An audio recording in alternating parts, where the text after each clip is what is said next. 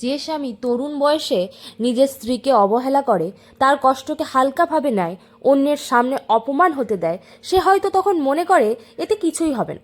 সেভাবে স্ত্রী তো থাকবে, সংসারও চলবে, আমি চাইলে মনোযোগ দেব, না চাইলে দেব না। কিন্তু সময় থেমে থাকে না। যখন বয়স বাড়ে, শরীর ভেঙে পড়ে, বন্ধুবান্ধব দূরে সরে যায়, সন্তানরা নিজ নিজ জীবনে ব্যস্ত হয়ে পড়ে, তখন যে মানুষটা একসময় অবহেলিত হয়ে ঘরের কোণে কেঁদেছিল, সেই স্ত্রী হয় জীবনের একমাত্র সহচরী। কিন্তু তখন আর কিছুই আগের মতো থাকে না। স্ত্রী তখন হয়তো যত্ন নেয়, রান্না করে, ওষুধ দেয়, কিন্তু ভালোবাসার উষ্ণতা আর আগের মতো থাকে না। থাকে শুধু দায়িত্বের ঠান্ডা ছোঁয়া।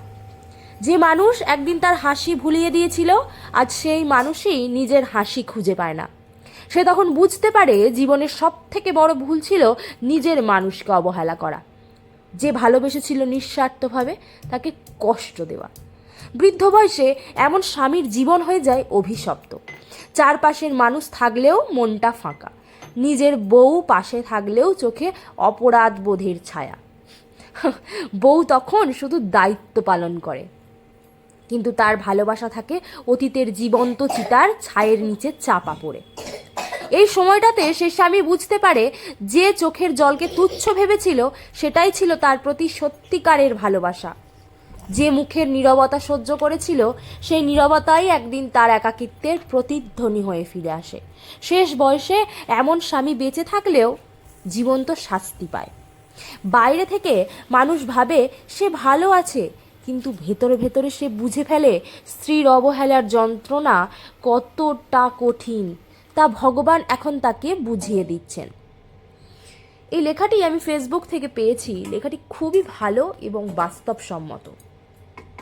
এই কারণেই না, সময় থাকতে থাকতে স্বামী স্ত্রীর মধ্যে যে সম্পর্কটা তৈরি হয়, সেটাকে শক্তপোক্ত করে তোলা দরকার।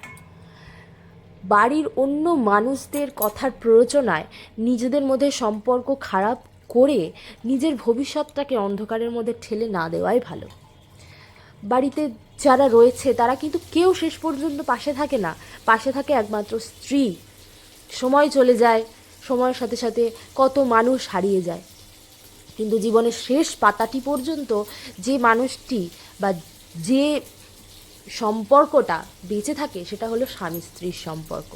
আর এই সম্পর্ক যত বন্ধুত্বময় হবে, যত সুন্দর হবে, বৃদ্ধ বয়সে তত জীবনটা সহজ হবে। তখন জীবনে যৌবন শক্তি থাকে না, তখন শারীরিক চাহিদা থাকে না, কিন্তু যেটা থাকে সেটা হলো একটু ভালোবাসা, একে অপরের প্রতি শ্রদ্ধা। দেখবেন সেটা যেন হারিয়ে যায় না।